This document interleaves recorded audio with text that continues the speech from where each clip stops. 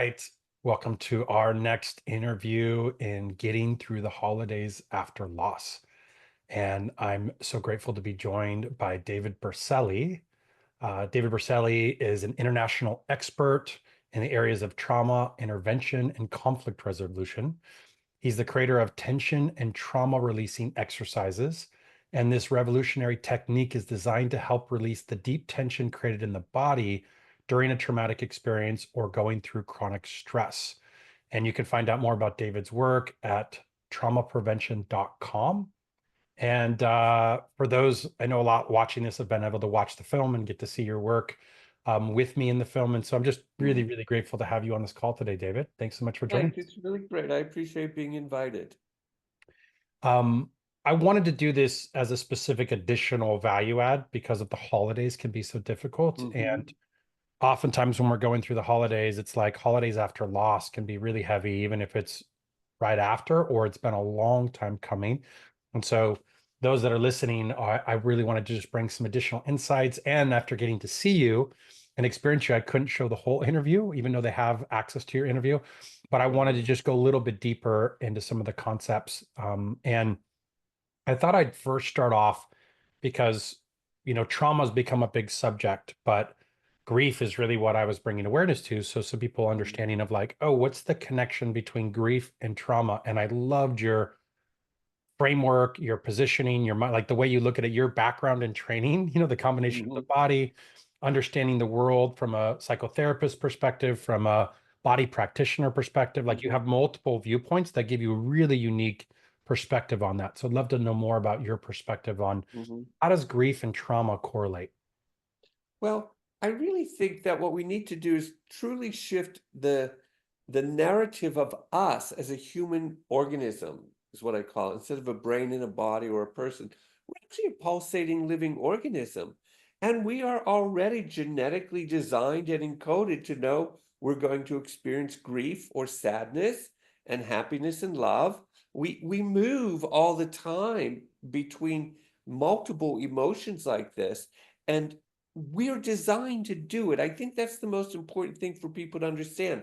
So we might go through grief, which causes this tremendous contraction. We don't breathe deeply, and our throat gets tight, and we feel uncomfortable. But we're in a living organism that then says, okay, I've got to open up now.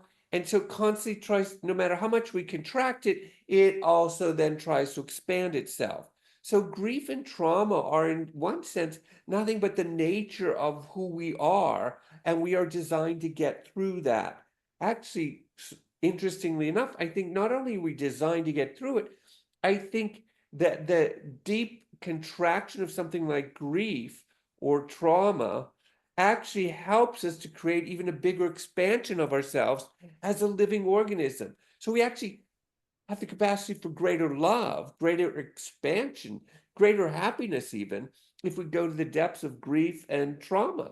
That they are two sides of the same coin, actually, and you can't have one without the other. If you want to really expand and love deeply, you're going to have to agree to accept pain and sadness and sorrow.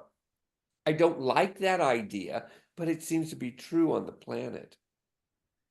Yeah, I think one thing I really love about your work is you like so often we see grief through the mental construct. Like it's almost Mhm. like and our beliefs or associations or judgments around our conditioning of if it's okay or not to grieve, what emotion is to grieve. So there's this head construct. And I love when you speak because it really puts me in the body of looking at it, even your language of this human organism and your work around diaphragmic movements like so much of that takes me away from kind of looking at grief or my emotions or my sadness from my mental construct.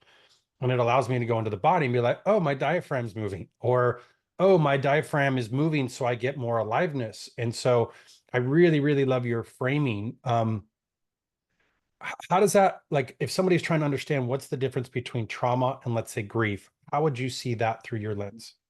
Well, I think it's more about the narrative when we talk about trauma or we talk about grief, because you can have grief in a traumatic event. Hmm. And you can have trauma, obviously, when you're grieving. So it's a matter of the narrative and the way we write it or script it within ourselves. But to the human organism, I'm not sure that it knows the difference between those two. It just simply knows they're pulling me tight, whatever that experience is. Now, trauma in our clinical sense is something about an overwhelming experience that I need some sort of defense mechanism. I have to create it for the time of that experience to help me survive the experience. Well, that could also be the death of a loved one. There's both trauma in that and grief in that, see? Mm. And so it's almost about how do you understand and how do you narrate those two? But in one sense, they're almost uh, co co-joined in a sense.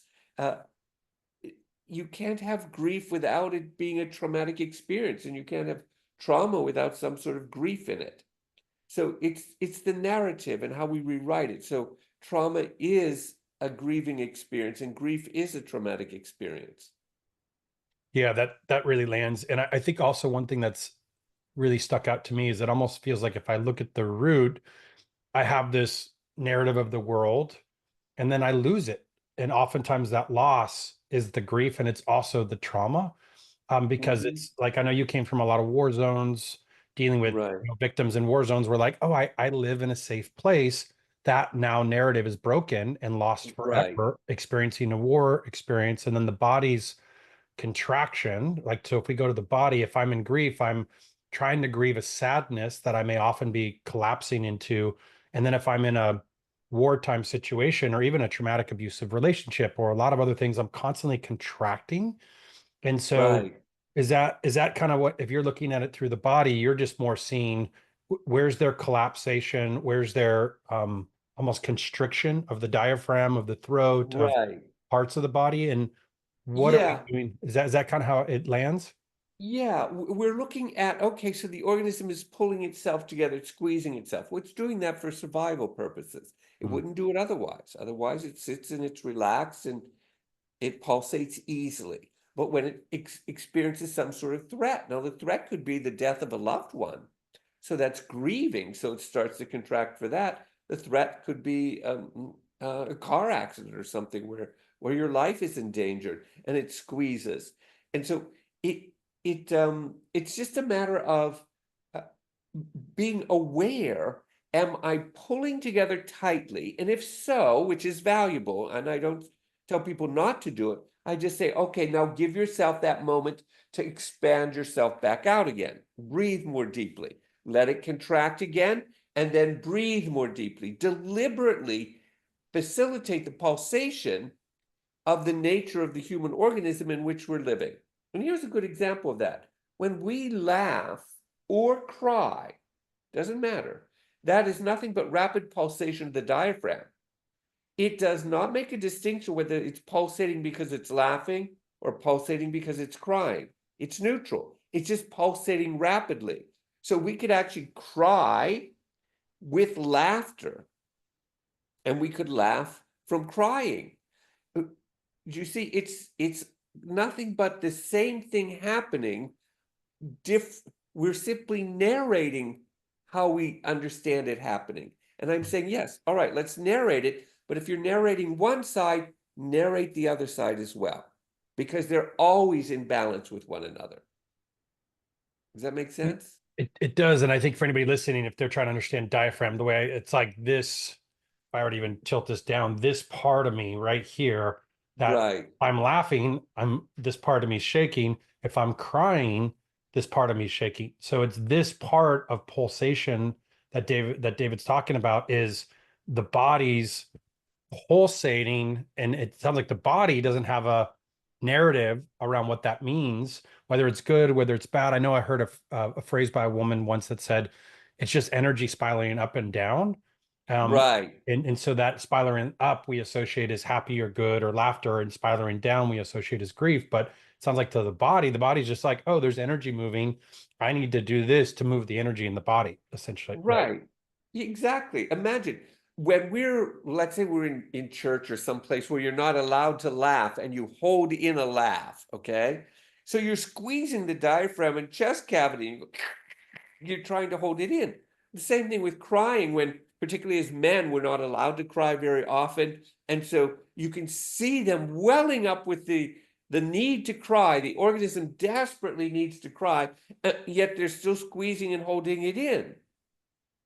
I believe that getting through grief is Mm, exactly being aware of that and then not doing that, mm, meaning don't squeeze when the organism's trying to expand, mm. because uh, you'll create a longer grieving process. Do you see? If you give the organism its opportunity to expand when it needs to, it'll go back to grief again and sadness, and you might collapse again. And then it's going to cry and it's going to go back to expansion. If you follow that, then you're actually going to get through the grieving process much, much easier and honestly much faster, because the Yeah. organism's constantly pulsating back towards life. Even Mm. though, as a human organism, we know we will experience grief, we know that. We're designed to experience it and we're designed to come back out of it. We're just not following the nature of the design of the human organism. And then that gets us caught or stuck in something like grief. So with that example, for those, let's say, going through the holiday season, I know oftentimes for me, for many years, Thanksgiving, then my brother died December 6th, and then he birthday December 6th, died on the 28th. So that kind of, Thanksgiving through the 28th has been a little Mhm. bit tense or contractive, and even sometimes Right. a freeze state.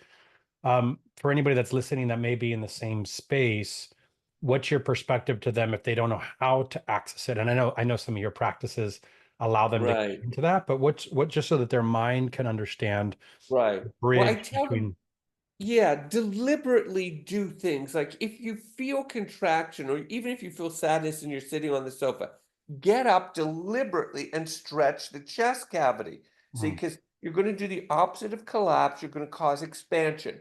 If mm, you are holding back crying, go into your bedroom, put your pillow on your face and wail, not just cry a little bit. I mean, let the screaming come out. And mm. then the organism starts to pulsate, it comes back to life a little bit, and then you can manage the grief easier because now you have it balanced with the life of the body in which you're living. See, and so you can balance that out.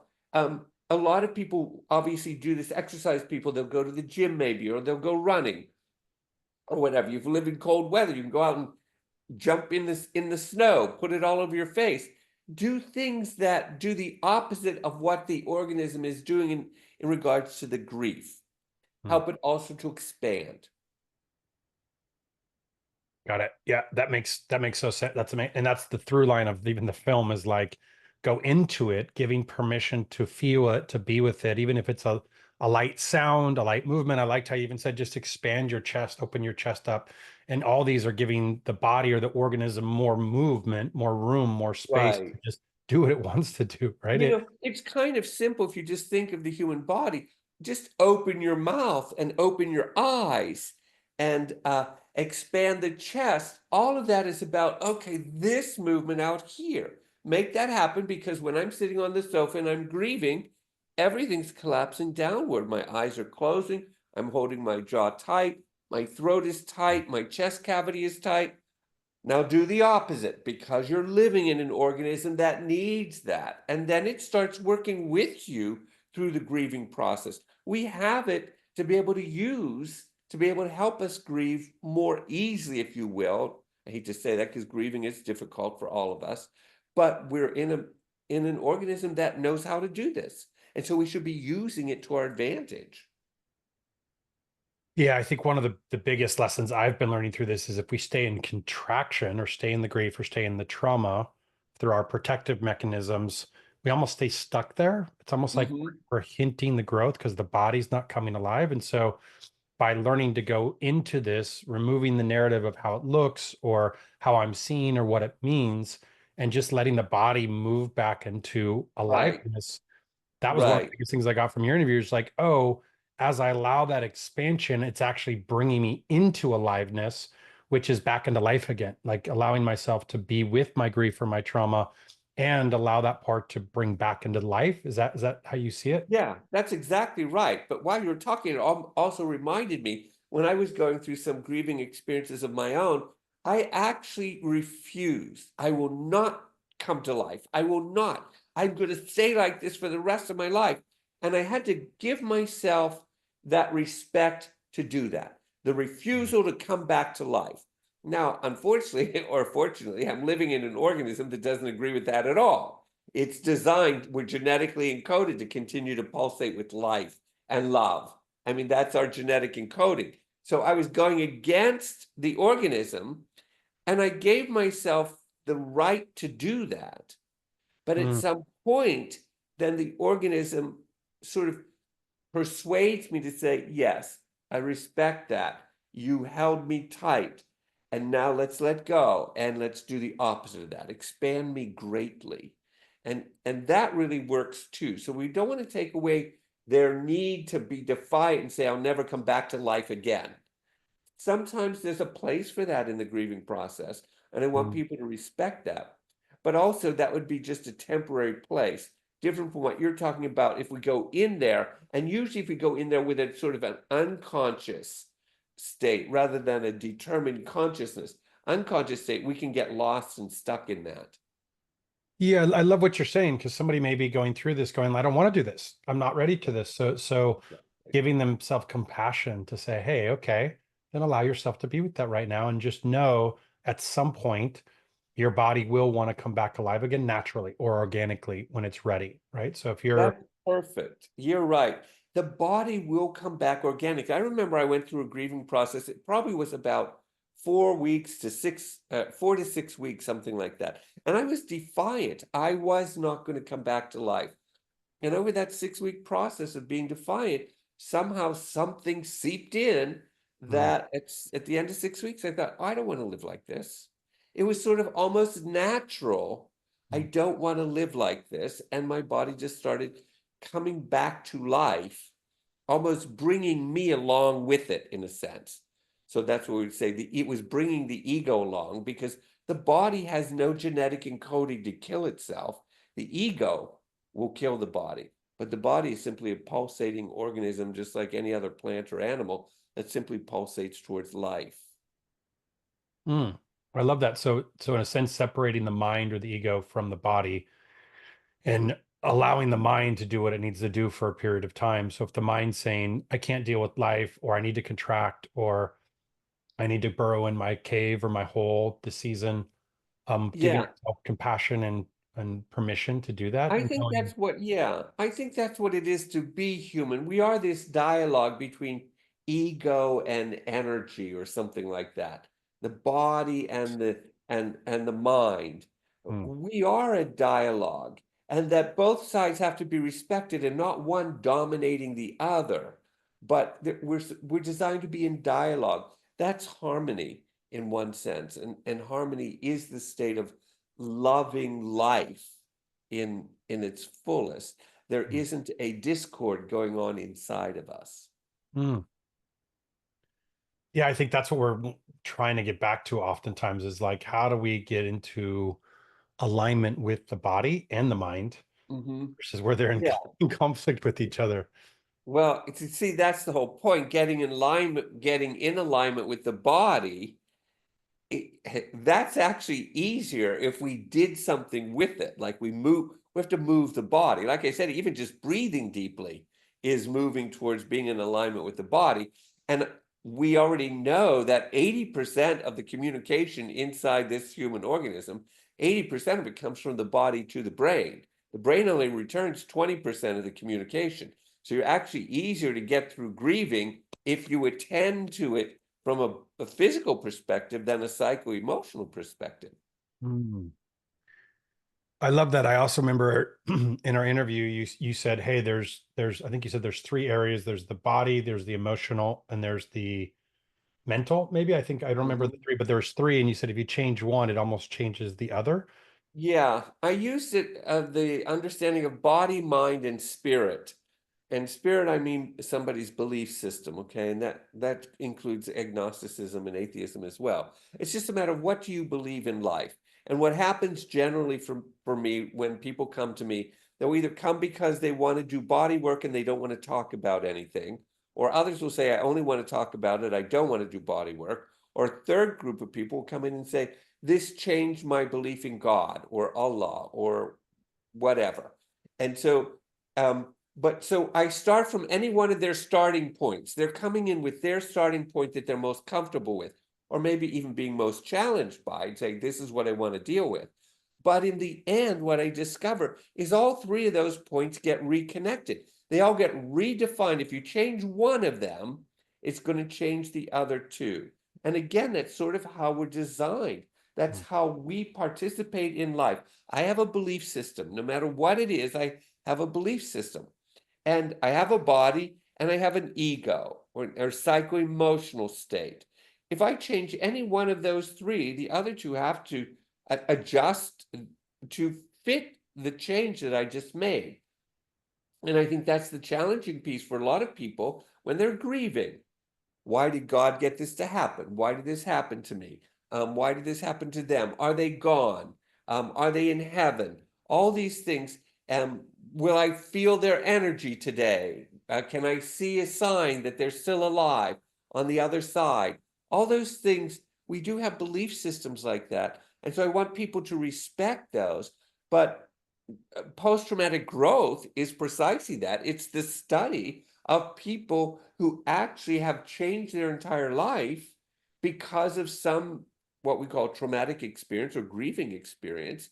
If you lose your child at the age of 2, as an example, from some car accident, all of a sudden, after all that grieving, you discover I live life every single day because I was shown that in a minute, life can be taken away from me. And so now I live life completely different ever since that incident. And so all of a sudden, everything has changed in the way they live life. So we have to accept that's the reality of us living as a human organism on planet Earth. Yeah, what I really love about that too is it shows anybody that's listening to this right now, like what works for you? What are you okay with now? Like some may want to talk about it. So if you want to talk about it, you can either talk about it with friends, grief support groups, a psychotherapist. Like there's a lot of ways to talk. It may be going to your place of religion, of if you know a Exactly. different place to find your faith in God, source, whatever that looks like for nature, whatever that looks like for you. Or you may not have to say a word and just find more body-based practitioners, whether you're reaching out to a TRE practitioner that they have all over the world to just walk you through some of the practices similar to what I did when I was working with David in the film. And I'll go into that in a minute because I think some people might be like, what's happening? Because I didn't have enough time to put it all in. Mhm. But that's just, you could just let the body reorganize itself and just purely work with the body, because some people it's really difficult to talk about it when they're in it, so you don't even have to talk about it, which could be a huge relief. So Yeah. so those that just giving options for anybody that's listening to be like, okay, so feeling into what works for you and then finding a pathway if they were wanting to go deeper into TRE. Let's talk about that for a minute. Like when they were watching what was going on, if they've seen the interview, they may get a little bit more details. But for those that haven't, what were you doing? Because we started off seeing how my legs were shaking, and then you got to see how my whole body's shaking. I don't know if some people were going, is he making it move? Because I was not doing a thing. It was my body actually doing the response. So Right. maybe talk a little bit about what you were working with me with in that part. Okay. So all we did was we did a simple exercise that stimulated the nervous system. That was our goal. Once the nervous system was activated, then it, in a sense, knows what to do in terms of what parts of the body can move, what parts of the body cannot move. And so my job was simply to observe Mm, what's moving and in what way is it moving? Is it vigorous and strong, or is it deep and quiet? Um, and since I know that the entire body can move because the nervous system runs throughout the entire body, it's like, okay, well, this part is moving, but this part is not. And I know that it can. So what intervention can we make to assist that shaking mechanism in the nervous system to move to the parts of the body that aren't moving? And mm, that's, of course, when people say, oh, he must be doing this, because it looks like that, but it really is, in a sense, a passive experience where you're allowing your body finally to show you what it's capable of doing in terms of healing itself without our guidance or direction in some ways. We don't even understand the depth of what it's doing. We're just seeing it externally move, whereas inside, it's doing a million different things to facilitate that movement. And so all we did was stimulate your nervous system, and then we followed it. We allowed it to do the movement of your organism or your body. And then all it's designed to do is take anything that's tight or contracted in you and help it expand so that it can pulsate like it's naturally designed to do.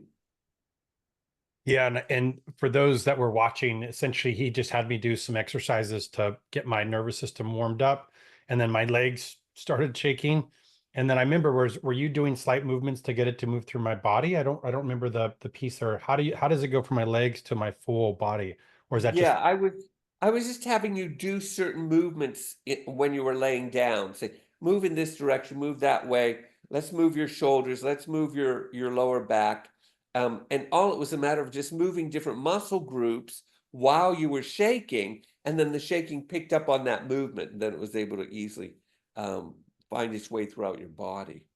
And so again, David was walking me through it, but I was just letting my body, and it was like all of a sudden my legs are shaking, all of a sudden my arms are shaking, my whole body's kind of shaking. And then afterward, I remember just feeling a lot more calmness Yeah, within, which is a parasympathetic nervous system, right? It was allowing the nervous system to right. get relaxed, which Yeah. for those in the trauma space, oftentimes trauma puts us in a sympathetic or a under a reactive state of survival. And it sounds like it relaxed it to a regulated, peaceful place, right? That's Yeah. what's happening. Well, like you said, an activated state for survival means contract the muscles, prepare for fight or flight, whatever the experience is. And so that that muscle group and pattern, even fascia, which is tissue in the body, stays tightly contracted, even though it doesn't need it any longer. So when we activate or stimulate the nervous system, it will find those unnecessary contractions, release them.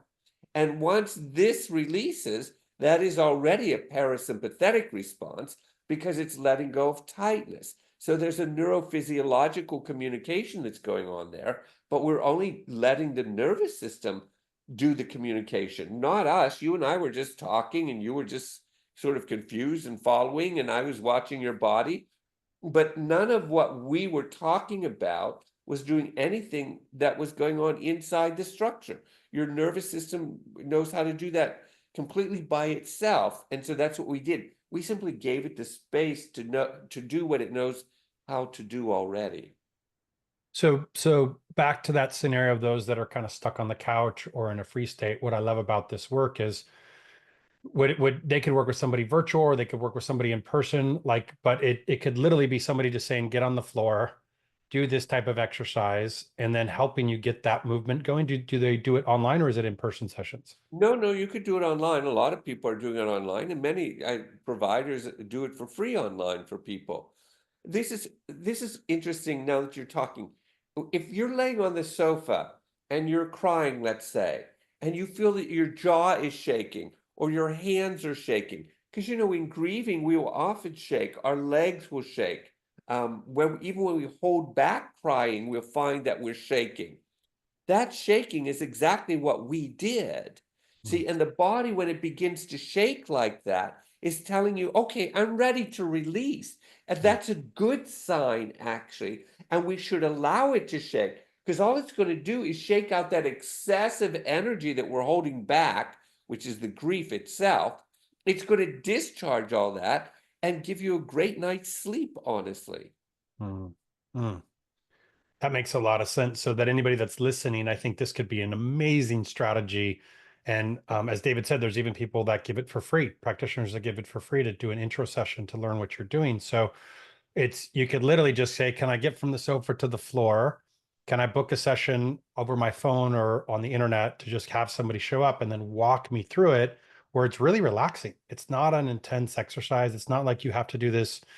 It's not like you even have to get into grief, right? Like in a second, you're just Right. allowing the body to do these movements, which allow you to create more spaciousness. And this could be an opening of the body that allows you to feel more alive, to allow you to feel more, to feel the grief if you're a little bit stuck in like a frozen state or can't Mhm. access that, because the way I experience frozen is it's almost like my body's contracted, but I can't access it when it happens to me. Yeah. So this is a way to get into that without having to think about it, without having to do a practice. If you're like, I'm shot, I have no energy, I'm a little frozen, but I can get on the floor and just be walked through an exercise where my body relaxes itself to then come back into aliveness. So I really Mhm. love this as a strategy for anybody that's listening that maybe struggles on the free state specifically. Um, Right. any challenges around this? And the reason I'm asking is somebody might say, well, I'll just figure this out. I know Mhm. it's important to be able to work with a practitioner because you can go too long on some of these sessions, right? So any Right. just framing around that so somebody would want to make sure they're working with the practitioner that knows how to guide people through this. Yeah, I tell people, if you're going to do this, like if they're organically tremoring or shaking already because of their nerves, the last thing you should do is take a drink of alcohol because it's usually what we do. Oh, I'm shaking so bad, my nerves are overexcited. I need to calm myself down. Well, you'll just anesthetize the healthy element that's taking place in your body. If you're shaking, let yourself shake. Now, you can shake in the arms of someone who loves you or cares about you. You can shake and you can talk to somebody while you're shaking, observing it, etc. And so it's almost like make it natural and normal and be in connection with somebody. That's the first thing because you want safety. And then you really just want to shake for about 5 or 10 minutes at the most because you're just looking for a simple discharge. You're not looking to go deep into some sort of traumatic therapeutic recovery process if you're by yourself, obviously. You just want to learn to be comfortable with the process of letting the body shake out the nervous system right now, and let it shake for 10 minutes. It'll calm itself down. You're going to feel different afterwards. You're going to have a little bit more space and you're going to know it. But that doesn't mean you keep going deeper and deeper and pushing yourself, which is common for human people to do that. You go a little bit at a time. Now, once you start getting into really deep grief, like deep heartbreak or something like that, then you might need somebody to be there who might be more professional to guide you through that process. But otherwise, if you have a loved one who can hold you and that feels comfortable with you, you can grieve right in their arms. And it becomes then part of the relationship with you and whomever.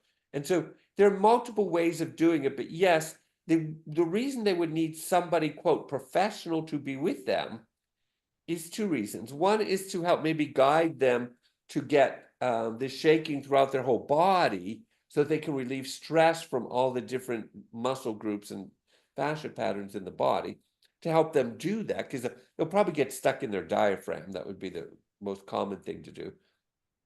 And also, it's somebody who's right there to say, you're doing good. You're following your body. It's okay. Take a break for a minute and then we'll come back to it again. So they actually help them regulate this process of moving back towards health and aliveness. Yeah, I love what you said. And you said they get stuck most often in the diaphragm. One thing I've learned is it seems like most grief gets stuck. Even the interview with Paul Dennison, it gets stuck almost in the center column area around the diaphragm. And I know all his grief yoga practices are moving sound, movement, and it seems like mostly diaphragmic work. Curious your Yeah. perspective around why you think things get stuck in the diaphragm. Is that where you see almost grief get stuck, or your perspective Yeah. on the diaphragm? Well, we're talking about the heart and the lungs, basically. That's where Mhm. grief is deeply felt. And so all that means contracting so we don't feel. See, Mm. and so it's almost from diaphragm all the ways up to the jaw, actually. So we'll hold back the crying or the shouting, and it's all of this area to do that. See, it's not the legs, and that would be if we had to run from a threat or we had to fight a threat, that would be our arms. But when we're talking about grief, we're really talking about the heart being broken, and I can't breathe in that process. Mm. And so that's where the chest cavity, diaphragm area are the focal point of release. Yeah, that makes a lot of sense. Also, I've heard on some naturopaths talk about, or Eastern medicine, I think, assigns the lungs to grief. which Oh is really, yeah, which would make sense because it's breath. Like I'm trying to breathe and I constrict the right, breath. right. Because some sort of grief took away my breath. I was shocked by it, and I can't breathe from it. And Hmm. so the lungs and the heart both are about grieving process. Hmm. That makes so much sense how it all ties Yeah. together. You mentioned something earlier, and I know you have the unique perspective as a psychotherapist as well. Um, I found there's something really profound about having our grief witnessed. And Hmm. even I think if anybody that's watched the film can see it with the men being witnessed. But I heard this phrase once that um, we're born into community through love. We experience trauma in community, and then we need that community to heal it. And it feels like there's Hmm. something visceral that happens in the witnessing. And most people want to isolate during their grief and not be seen or so. Hmm. I want to just share your perspective on the power of being witnessed in our grief Hmm. and from a Yeah. psychotherapist perspective, what that does. Because for me, it was night and day difference if somebody's just being in their grief on their own versus being seen or witnessed in their grief. Right. Well, Stephen Porges talks very clearly about this. He said, we are a co-regulating species. The human species co-regulates through our nervous systems. And so being seen or witnessed, what you're talking about, is that my nervous system interacts with yours. And it's like your nervous system gets acknowledged that you still belong to the community or the clan. You're not going through this alone. And that has a remarkably healing process. Ultimately, that has to be restored because during grieving, like you said, some people will go away. They have to grieve in solitude and silence and by themselves. And there is an appropriate time, and that does have a place in the grieving process. But ultimately, there has to be this restoration of the co-regulating of our species. You have to come back into the clan again with this newfound depth of your human experience and both share that with us and be witnessed to of that. And so that's again the nature of being human. Mm. Yeah, I remember reading something around Native American tribes long ago where when somebody grieved, the whole community would get together around the community. And it Hmm. was around the whole community witnessing the grief together and supporting Right, that person versus, right, like most often people don't know what to say or do. So right, and they say the things to try to take away the pain versus just being there with people when they're grieving is one of the most right. common problems that show up. So I Oh, really love this very much community. so. You know what I like what you said, because we should mention it, is that this is very, very hard, much harder for men to do than women in our social trained context, if you will. And so men aren't allowed to show grief because is considered weakness. So they will often suffer alone and then put on a pretense that they're okay. And so they're never then really seen or acknowledged. And then that grief is held for years and years and years. Society-wise and social-wise, it's easier for women to have other women support them and console them during their grieving process. But that really is unfortunately rare in the male population. Yeah, it's interesting when I would do the work with men, I would find I mean remember having men that once we would put and it's interesting, we would put hands on the body, the process that Hmm. anybody that was watching would happen because I only showed brief moments, but we would say, where do you feel pressure on the body? And then we would remove the pressure, and then oftentimes it would move somewhere else, and then we would remove it. That's why you see hands on guys. And then at some point they'd say, I feel neutral. And once they got neutral, we'd just say, who's heavy on your heart?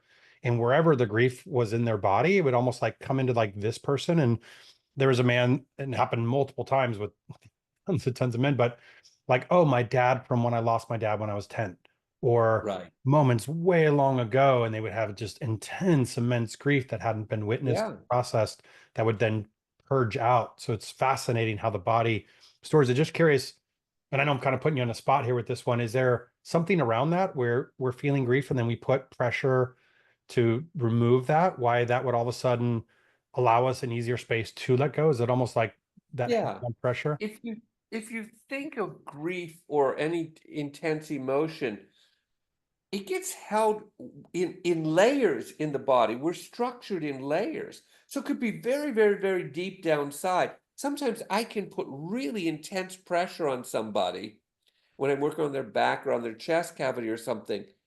And all of a sudden, you see them go into this state of complete calmness. You'd think that with the intense pressure I have on them, they would hate it or not like it. But they actually felt that somebody finally touched them at the depth with which they've been holding something painful for so many years, and nobody ever got down that deep. It was never, if you will, seen or Mm, felt. And they would put their hand even on top of mine and just hold me there for the longest time. And then when they would take it off, they'd just have this huge inhalation and say, I have not touched that place in 30 years. mm, It's still in there. It's still in there, waiting to be seen or acknowledged or touched. And we can hold those things for a lifetime, unfortunately. mm. Yeah. You know, I'm grateful that it seems like we're getting to a more trauma-informed, grief-informed world where this is becoming finally more acknowledged, I think, Yeah. in the general world versus this being this still not quite in corporate world yet, but I think we're going to continue to make way there because it's moving more and more in that. And I'm just so grateful for your work. I'm so grateful for the work that you do in the world. I'm so grateful that you've built this community of practitioners all over the world because I know you do work all over the world because there's a lot of wars happening and you're on the ground with people on the ground helping people that are dealing with both trauma and grief. Um, I want to make sure that people are listening can just go know they can go to somewhere. And as David mentioned, hey, you can go to traumaprevention.com Hmm. to find a practitioner that's in your area or somebody you resonate with internationally that could work with you through Zoom to either give a free session to jump into this work. But I have a couple friends that have been also been certified in your programs that have worked with Hmm. numerous people and just seen incredible results from crazy injuries that go away, Yes. physical ailments that all of a sudden shift, like somebody's got hip pain or leg pain, and they've done everything from Western medicine, and then they do this emotional work of moving the body, and they come back to life again. And so I've seen so many different examples from emotional work to physical work that really bring people back to life. And so just really honored that I could interview you for the film. Thank you for giving your knowledge and your wisdom, and thank you for building this community. You know, standing in the face of trauma for many, many, many years Yeah. takes a lot of courage. So I just Yeah. really want to acknowledge your heart. And also, you were in this way before it was ever a thing. Now it's kind of becoming a thing. But I know just from a decade of being in the grief world how it's not the sexy, cool thing. It's like everybody's going towards a sexy, cool thing, and you're running into where everybody, death, grief, trauma, all the messy parts of life. Right. And so it must have taken a lot of courage to continue to lean into this so needed. I believe now, like it's the fundamental problem with everything and every relationship dynamic, with every money dynamic, like anybody that's listening, anything you're struggling with in your life, to me, roots in unprocessed or unresolved trauma or grief. And so I just want to acknowledge you for staying in this work for so long because it's hard to do and takes a lot Yeah. of courage and compassion. And last things to share, anything that you've done, because I found a lot of people that have resonated with the film are people that are called to go into trauma or go into grief to help others. Anything you've Hmm. done to stay with this for so many years? Yeah, I think the one thing that I recognize, because it does seem like, oh, you work in trauma for all these years, it must be very difficult. I- What I recognize is that when I work with these traumatized populations, like I said, they have just confronted the possibility of life or death. Hmm. They met it, they were at the edge. And when people are at that edge where you could have almost died, but you didn't, you flip somehow in recognizing the sacredness of life. Hmm. So I spent most of my time not just with people who experience trauma, but also people who have flipped and who are living in a way that they're recognizing every day of my life is sacred. Hmm. That's an interesting population to live with. Ah, I see. Like it almost has been inspiring for you of like, Exactly. wow, they're reminding Exactly. me that life is this little Yeah. blip. And how do I Yeah. live each day as fully as I can? Because Yeah. I may go in a moment's notice and not be here anymore. And And so, they constantly reminded me of that, and I constantly was reminded of that too, living in war zones and natural disaster areas and stuff like that.